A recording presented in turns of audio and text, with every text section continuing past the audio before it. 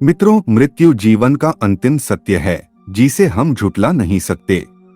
जाने वाले छोड़कर जाते हैं, किंतु उनकी यादें हमेशा रह जाती है और इन्हीं यादों को हमेशा अपने साथ रखने के लिए हम अपने घर में हमारे मृत परिजन की फोटो अथवा तस्वीर लगाते हैं, जिससे उनका हमारे साथ होने का हमें आभास होता है। दोस्तों, आज हम इस प्रस्तुति के माध्यम से आपको बताएंगे कि घर में अपने मृतक व्यक्ति की फोटो के लिए कौन सी जगह सही होती है। इसके बारे में हमारे धर्मशास्त्र क्या कहते हैं? मृतक परिजनों के चित्र हमें घर में लगाने चाहिए या नहीं?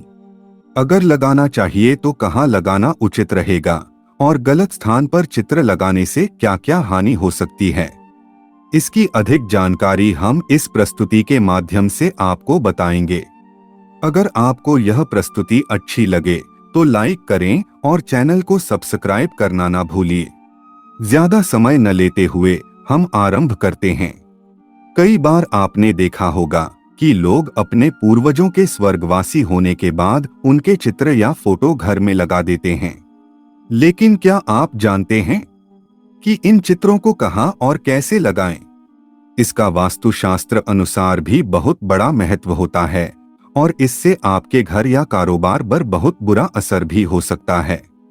अनुचित स्थान पर लगाए गए चित्र हमेशा हानि देते हैं।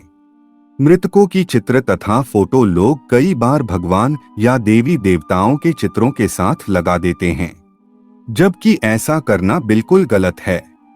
इससे आपको लाभ की जगह हानि की होगी। देवी या देवता पितरों से बढ़कर होते हैं और ऐसा करना देव दोष माना जाता है। मृत लोगों के चित्र तथा फोटो घर के मध्य भाग में भी नहीं लगानी चाहिए। इससे आपका मान सम्मान भी कम होता है। इसके अतिरिक्त पश्चिम या दक्षिण की दीवारों पर लगाने से भी बचना चाहिए। इससे धन संपत्ति की हानि होती है। पितरों के चित्र घर में एक से अधिक स्थानों पर नहीं लगाने चाहिए। ऐसा करने से घर में तनाव की स्थिति उत्पन्न होती है। इसके अतिरिक्त पितरों के चित्र तथा फोटो का लटकना या झूलना भी सही नहीं माना जाता। यह एक अशुभ संकेत देता है। मृतक लोगों के चित्र तथा फोटो जीवित व्यक्तियों के साथ कभी नहीं लगानी चाहिए। इससे स्वभाव में नकारात्मक का भाव फैलता है और घर में अशांतियां फैलती है। पूर्वजों के चित्रों को घर के शयन कक्ष में या रसोई घर में भी नहीं लगाने चाहिए। इससे पूर्वजों का अपमान होता है और घर में हमेशा अशांति छाई रहती है। दोस्तों, अब प्रश्न यह उठता है कि मृतक परिजनों के चित्रों को हम कहाँ लगाएं? कुछ वास्तुशास्त्रियों के अनुसार यदि घर में पूजा पाठ का स्थान ईशान कोण यानी उत्तर पूर्व में है तो पितरियों के चित्र को पूर्व में लगा सकते हैं। वहीं यदि पूजा स्थल पूर्व दिशा में हो तो चित्र तथा फोटो ईशान दिशा में लगा सकते हैं। यदि आपके घर का पूजा घर से भिन्न है तो किसी कमरे में पूर्वजों की तस्वीर लगा रही है, उस तस्वीर उत्तर दिशा की दीवार पर लगाएं, जिससे कि पूर्वजों का चेहरा दक्षिण की ओर रहे। यह इनके लिए सर्वोत्तम स्थान है।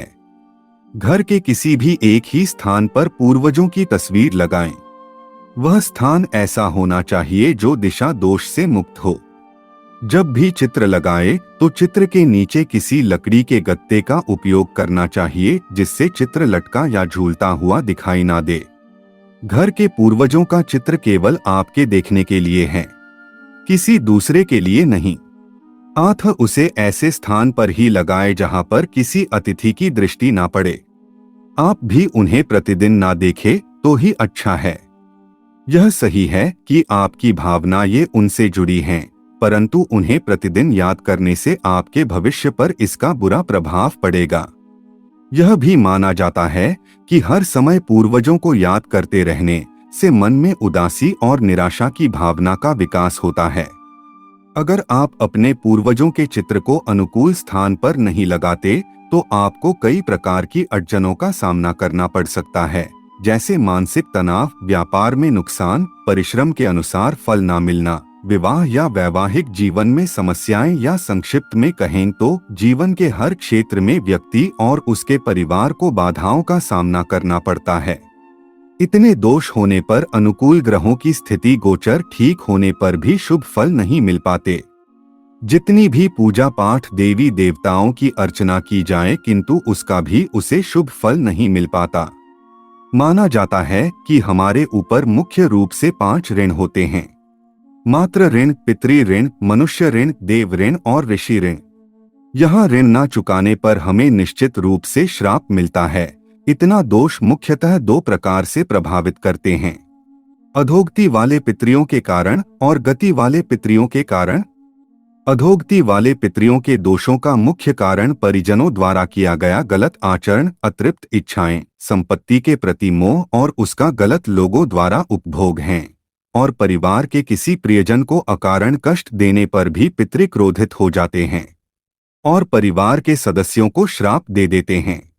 अपनी शक्ति से नकारात्मक फल प्रदान करते हैं।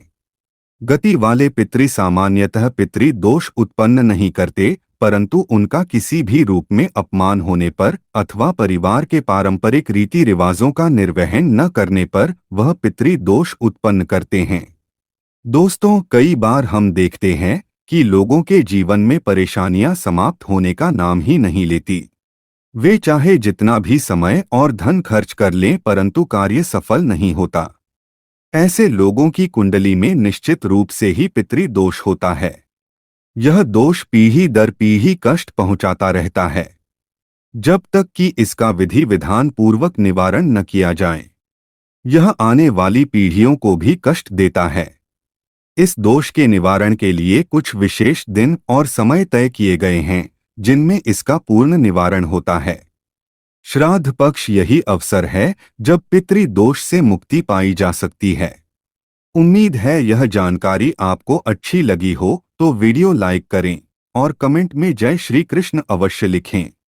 इस दोष के निवारण के लिए शास्त्रों में नारायण बलि और नाग बलि का विधान बताया गया है। अगर आप चाहते हैं कि हम नारायण बलि और नाथ बलि इन 2 विधानों पर संक्षिप्त प्रस्तुति लेकर जरूर आएंगे, तब तक आप हमारे चैनल को सब्सक्राइब करें।